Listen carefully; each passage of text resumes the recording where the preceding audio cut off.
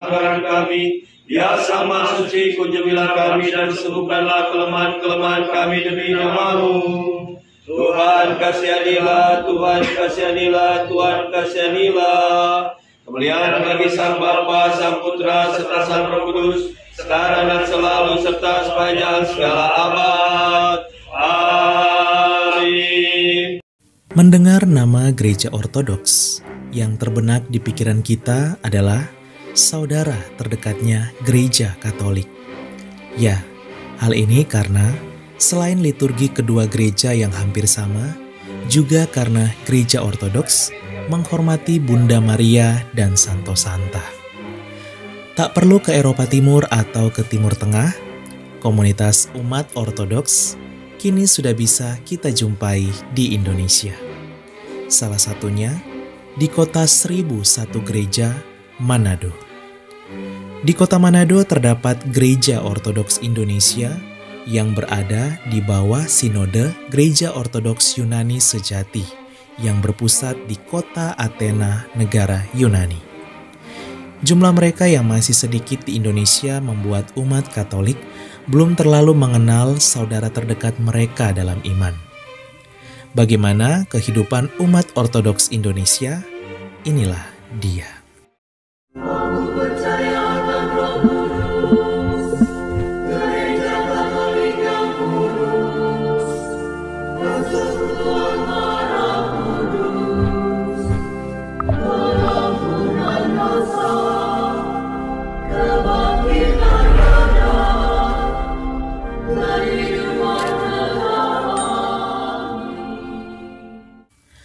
Pagi pun menyapa.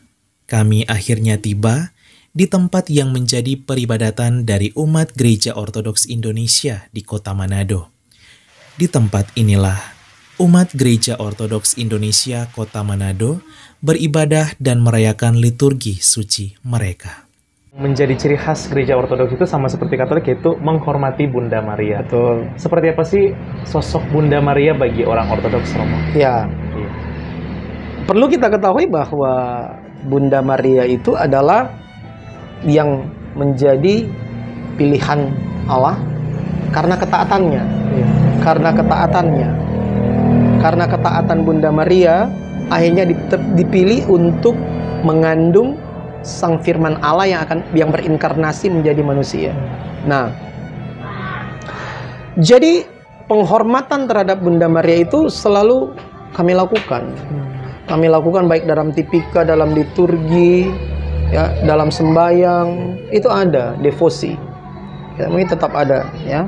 Bahkan ada doa-doanya, ada doa-doa khusus. Ada Salam Maria juga kami punya, ya. Sedikit berbeda dengan Roma Katolik. Memang kalau kami ada beberapa versi, ada macam-macam gitu, ya. Ada yang panjang, ada yang pendek. Tetapi paling tidak ikon di belakang ini menunjukkan bahwa betapa kami menghormati Sang Bunda Allah, ya, Sang Bunda Allah, pelahir firman Allah ini. Kami tidak pernah menyembah gambar, kami menghormati benda-benda kudus gereja karena ada yang namanya dosa sakrilegi, ya, dosa yang mengabaikan benda-benda kudus gereja, sakrilegi itu. Dan karena ini sudah jadi benda kudus gereja, ya kami merawat, kami menjaga seperti bagaimana mestinya. Kita tidak boleh mengabaikan karena ada dosa yang namanya dosa sakrilegi, ya, dosa pengabaian terhadap benda-benda kudus gereja. Nah, ini sudah dikuduskan. Kami menghormati. Bahkan ada doanya, kami menghormati ikonmu ya Kristus. Bukan kami menyembah ikonmu. Ya, jadi kalau ada yang salah kaprah, ya mungkin bisa melalui video ini, tayangan ini, ya Anda bisa tahu. Sayalah yang mengatakan terkutuklah umat ortodoks yang menyembah gambar. Karena kami tidak menyembah gambar, seperti itu. Jadi penting sekali. Makanya Bunda Maria di gereja ortodoks itu harus ada bayi Yesus. Tidak bisa lepas dari itu karena Bunda Maria tidak ada apa-apanya kalau tanpa Yesus di ortodoks itu. Jadi karena ada Yesus sehingga dia memeluk bayi Yesus, bahkan mengarahkan jarinya itu kepada Yesus. Romo Michael, itulah sapaan akrabnya. Romo Michael Roring adalah imam dari Gereja Ortodoks Indonesia yang menggembalakan umat Ortodoks Indonesia di Kota Manado. Hingga saat ini, jumlah umat di gereja ini sebanyak 50 orang. Mereka sebagian besar berasal dari Kota Manado. Ada juga yang berasal dari Kota Tomohon. Ke-50 jiwa umat ini membentuk satu parokiai atau dalam gereja Katolik disebut paroki dengan nama Parokiai Jana Suci Mikael Sang Penghulu Malaikat di Manado. Jana Suci sendiri adalah istilah lain yang dipakai oleh umat Ortodoks Indonesia untuk menyebut nama santo dan santa seperti di gereja Katolik. Tidak melebih tinggikan ya penghormatannya. Ya, ada porsinya. Gitu. Jadi tidak sampai pada menyembah. Kan ada menyembah dan dulia, menghormati gitu ya dalam bahasa Yunani ya. Seperti itu. Iya. Ya, luar biasa Romo. Dan bagi sahabat Katoliku keren dan mungkin sering mendapat pernyataan dari saudara-saudari kita, orang Katolik menyembah Bunda Maria, ya tentu kita tidak menyembah Bunda Maria, tapi seperti yang sudah dijelaskan juga Romo, orang Katolik dan juga Ortodoks itu menghormati Bunda Maria. Mengapa? Karena ya seperti juga di kitab suci, Roh Kudus saja menghormatinya, di mana itu ketika Santa Elizabeth atau Bunda Maria itu mereka berjumpa dan Roh Kudus berkata, siapakah aku ini sampai Ibu Tuhanku datang mengunjungi aku. Itu yang Santa Elizabeth berkata ketika ia penuh dengan Roh Kudus. Betul. Jadi Roh Kudus saja menghormati Bunda Maria, apalagi kita manusia yang lemah ini. Dan mungkin masih banyak juga yang masih bingung nih, kenapa sih kita berdoa melalui Bunda Maria? Karena seperti juga yang sudah dibilang oleh Romo Michael tadi, karena salah satunya mujizat pertama yang dibuat oleh Tuhan Yesus, yaitu merubah air menjadi anggur atas permintaan ibunya Bunda Maria. Jadi kita bukan berdoa kepada Tuhan, tapi kita berdoa melalui Bunda Maria. Jadi seperti kita minta teman, mohon doakan kita. Saya minta Romo Michael doakan saya. Nah, kita minta Bunda Maria, ibu dari Sang Juru Selamat langsung nih. Dan pasti putranya tak akan menolak ibunda tercinta. Umat Ortodoks Indonesia di Kota Manado merupakan satu dari 3 gereja Ortodoks Indonesia Provinsi Sulawesi Utara. 2 parokiai atau paroki lainnya berada di Raringis, Kabupaten Minahasa, dan Amurang, Kabupaten Minahasa Selatan. Terdapat juga umat Ortodoks Indonesia yang lebih banyak yang berada khususnya di Pulau Jawa seperti di Solo. Selain parokiai, terdapat juga umat Ortodoks Indonesia yang disebut komunitas atau dalam gereja Katolik setara dengan stasi. Komunitas adalah istilah yang dipakai umat Ortodoks Indonesia untuk menyebut umat yang belum memiliki imam atau romo yang berkarya di tempatnya. Jadi dari 2014 jadi komunitas, 2018 saya ditabis jadi diakon dan jadi presbiter. 2018 9 Februari saya sudah resmi ditabis jadi presbiter. Pulang otomatis sudah jadi parokia, dari komunitas jadi parokia karena sudah ada presbiternya. Nah, kami melakukan liturgi suci. Selain menjadi bapak keluarga bagi istri dan anak-anaknya, Romo Michael juga terus berkarya menjadi bapak rohani yang menguatkan iman umat Ortodoks Indonesia di Kota Manado.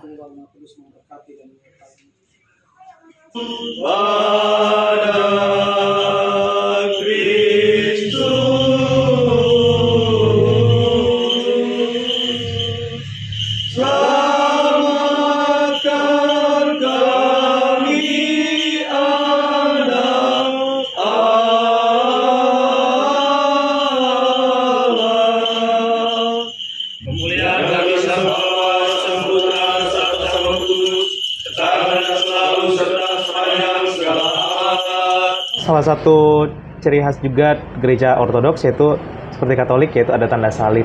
Betul. Kalau tanda salib gereja Ortodoks dari kanan ke kiri ya, itu boleh dijelasin ya. Jadi gereja Ortodoks sendiri itu penuh dengan makna teologis. Ya, penuh dengan makna teologis mulai dari tanda salib. Tanda salib jari kami harus begini. Jadi jempol, telunjuk dan manis, jari tengah ini dijadikan satu. Ini berbicara tentang Tritunggal, Bapa, Putra, dan Roh Kudus. dan dua jari mengarah ke bawah. Mengarah ke bawah.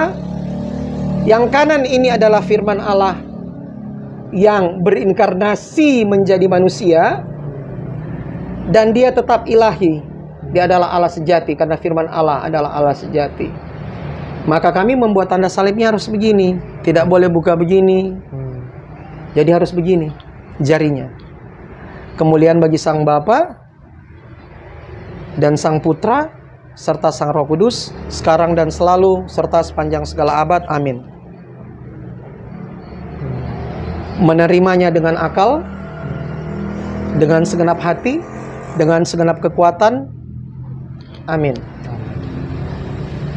Sang firman Allah yang turun ke bumi untuk menyelamatkan dari bangsa ke bangsa. Iya. Itu maknanya. Wah, luar biasa. Salve. Iya. Apa itu salve? Salve dalam bahasa Latin, Romo. Oh, bahasa Latin. Seperti Artinya? shalom juga. Shalom, Sama oke. juga salam. Iya. Iya. Salve buat Katoliku keren. Iya. Salah satu ibadah dalam Gereja Ortodoks Indonesia yaitu ibadah Tipika yang dilaksanakan di jam 9 pagi. Sebelum Tipika, umat melakukan sembayang singsing fajar. Bila ada umat yang membuat roti prospora, maka yang dilaksanakan bukan ibadah Tipika, melainkan liturgi suci atau perjamuan kudus yang dalam Gereja Katolik seperti misa atau perayaan Ekaristi. Dan sahabat Katoliku keren, kita sebagai orang Katolik salah satu ciri khas kita yaitu rosario, kalung rosario. Nah, Romo, kalau di Ortodoks itu salah satu ciri khasnya ada komboskini ya, Romo? Iya betul, ada komboskini. Iya. Boleh dijelaskan Boleh. komboskini bagaimana? Ini komboskini. Iya. Ini komboskininya di Gereja Ortodoks. Terbuat dari kayu. Ini ada jumlah 30, ada jumlah 100, ya ada 50. 30 itu umur Yesus. Penggunaannya adalah doa. Tuhan kasihanilah hambamu yang berdosa ini. Jadi ini ditarik. Ini doa batin namanya. Jadi kadang-kadang kalau orang sudah terbiasa, dia tidak bersuara. Kalau sudah terbiasa tidak bersuara lagi, tapi dalam hati. Tuhan Yesus Kristus anak Allah, kasihanilah aku yang berdosa ini. Satu. Tuhan Yesus Kristus anak Allah, kasihanilah aku yang berdosa ini. Lama-lama dalam hati tinggal ini yang bermain. Ini tinggal ini yang main. Tarik. Tuh, doa batin. Ya, itu sarana untuk melatih. Jadi kalau sudah satu putaran ada tanda-tandanya ini. Ini ada yang kecil.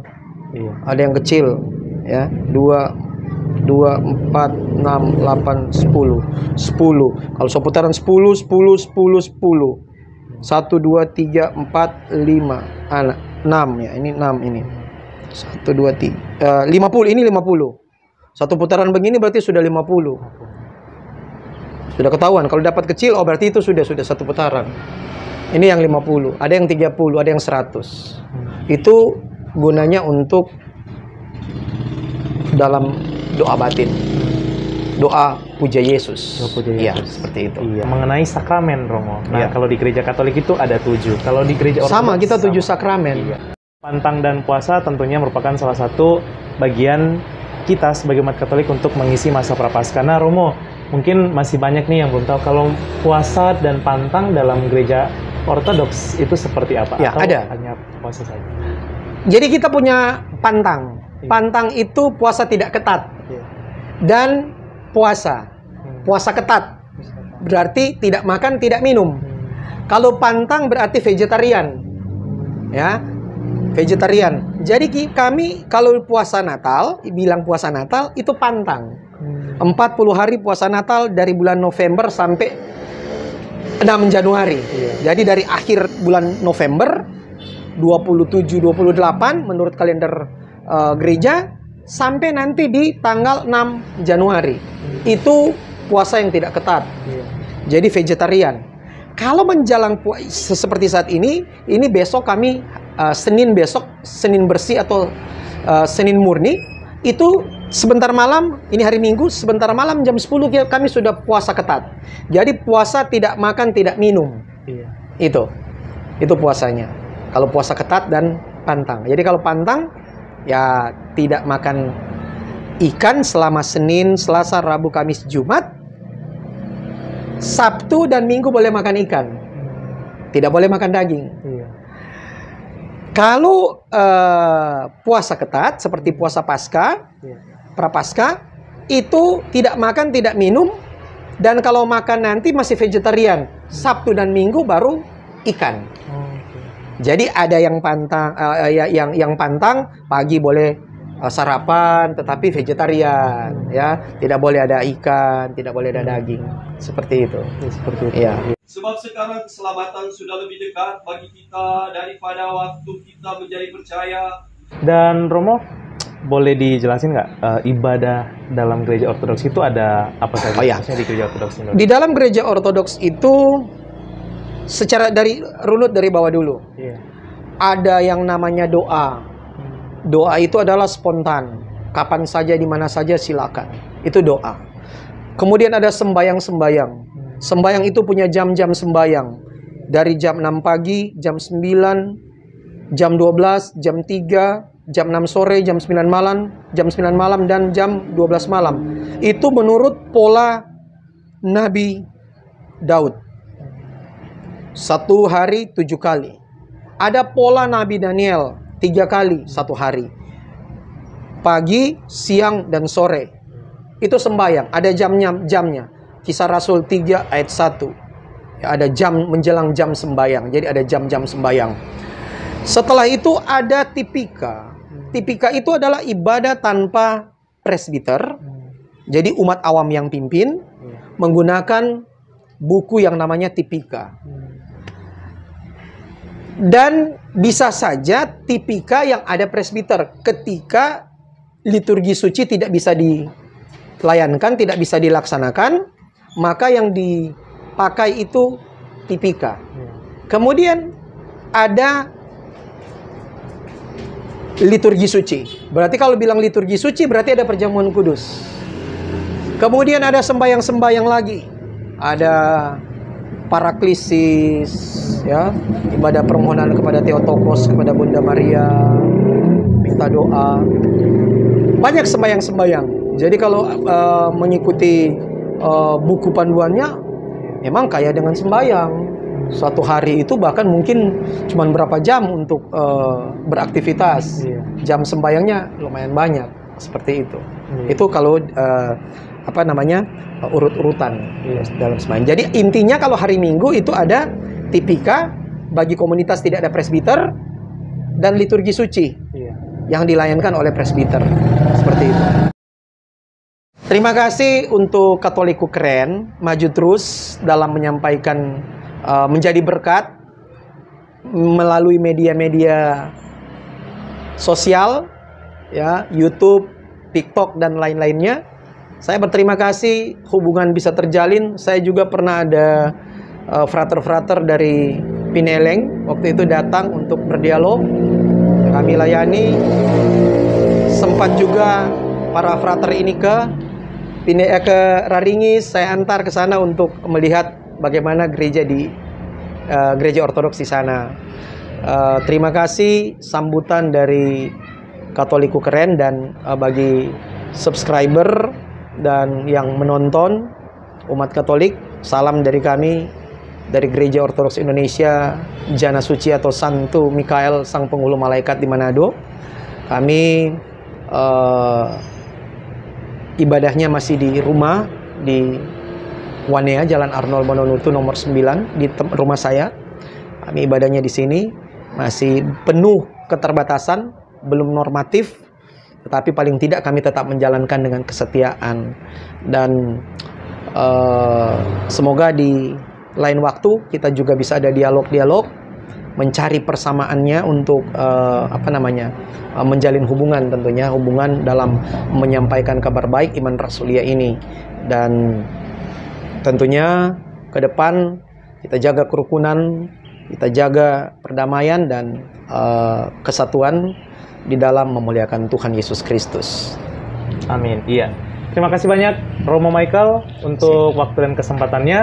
Dan kita doakan juga sahabat Katolik keren, semoga umat Ortodoks khususnya di Manado, di parokianya Romo Michael senantiasa diberkati dan semakin terus bertumbuh dan berkembang, dan juga semoga Romo Michael senantiasa diberkati Tuhan dan sehat selalu. Dan terima kasih sahabat Katolik keren sudah menonton, dan semoga dialog kita bersama Romo Michael dalam sesi kita kali ini dapat semakin menambah wawasan kita akan gereja Ortodoks yang juga bisa dikatakan saudara terdekatnya gereja Katolik. Sekian dan terima kasih, salve. Salve. Terima kasih Romo Michael sudah membuka waktu dan tempat bagi kami. Semoga perjumpaan dan dialog ini membuat kita semakin saling menguatkan serta mempererat persaudaraan antara gereja Katolik dan gereja Ortodoks khususnya di Indonesia sebagai sesama gereja yang rasuli dan apostolik. Semoga umat Ortodoks Indonesia senantiasa diberkati. Katoliku keren, salve!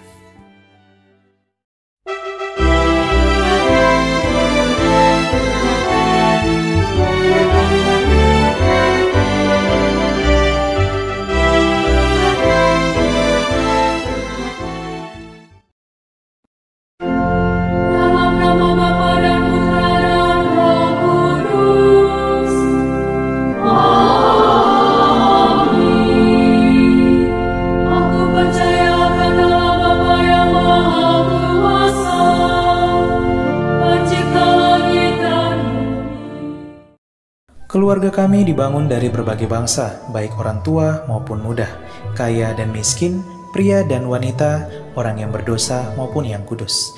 Keluarga kami selama berabad-abad telah ada di dunia ini. Dengan rahmat Tuhan, kami membangun rumah sakit dan merawat orang sakit. Membangun panti-panti asuhan untuk membantu orang miskin. Kami adalah organisasi berbasis keagamaan terbesar di dunia, memberikan penghiburan bagi mereka yang membutuhkan. Kami mendidik lebih banyak orang dibandingkan organisasi lain. Kamilah yang mengembangkan metode ilmiah dengan pembuktian yang ilmiah juga. Kami mengembangkan sistem pendidikan dunia dan memperjuangkan hak dalam kehidupan setiap manusia maupun juga dalam pernikahan dan keluarga. Banyak kota di dunia diberi nama orang kudus kami menjadi inspirasi atas jalan suci mereka. Dibimbing oleh Roh Kudus, kamilah yang membuat Alkitab dan melestarikan tradisi suci. Roh Kuduslah yang masih terus membimbing kami hingga lebih dari 2000 tahun. Kami adalah Gereja Katolik. Dengan jumlah anggota keluarga lebih dari 1 miliar, memberikan sakramen sebagai pemenuhan hidup iman Kristiani. Selama berabad-abad kami selalu berdoa untukmu dan juga untuk dunia, setiap jam dan setiap hari dalam misa yang kudus. Yesus sendirilah yang mendirikan gereja kami ketika ia mengatakan kepada Petrus, pemimpin gereja Katolik pertama, "Engkau adalah Petrus dan di atas batu karang ini akan kudirikan gerejaku." Selama 2000 tahun kami memiliki garis kepemimpinan yang tak terputus, yang membimbing gereja Katolik untuk mengasihi dunia yang saling melukai di dalam dunia yang dipenuhi kekacauan dan luka. Sungguh meneguhkan jika kami mengetahui bahwa ada yang tetap berada dalam kebenaran sejati yang kuat, yaitu iman Katolik. Cinta kasih yang kekal dari Tuhan dianugerahkan kepada seluruh ciptaannya. Jika Anda jauh dari gereja Katolik, kami mengajak Anda untuk mengunjungi gereja Katolik hari ini karena kami selalu terbuka. Kami adalah keluarga besar yang dipersatukan oleh Yesus Kristus yang adalah Tuhan dan Juru Selamat kami. Kami adalah gereja Katolik, selamat datang kembali ke rumah yang sejati.